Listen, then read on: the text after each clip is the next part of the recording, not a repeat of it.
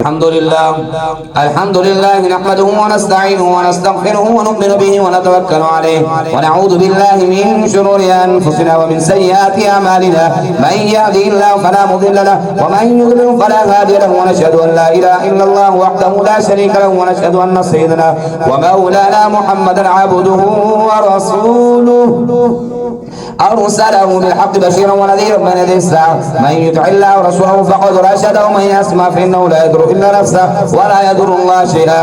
أعوذ بالله من الشيطان الرجيم. بسم الله الرحمن الرحيم. إن الله وملائكته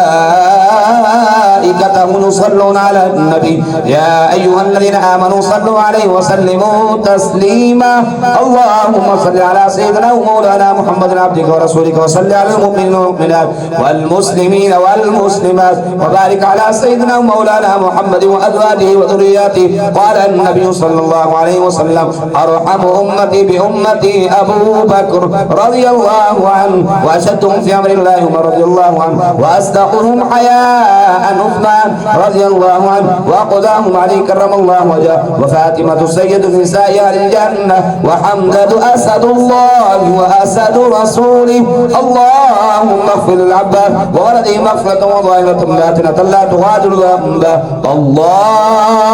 الله في أصحابي لا تتخذهم من بعد غرضا فمن أحبهم فبحبه أحبهم ومن أبغضهم فببغض أبغضهم وخير أمتي قرني ثم الذين يلونهم ثم الذين يلونهم والسلطان المسلم ذل الله في الأرض من أهان سلطان الله في الأرض أهانه الله.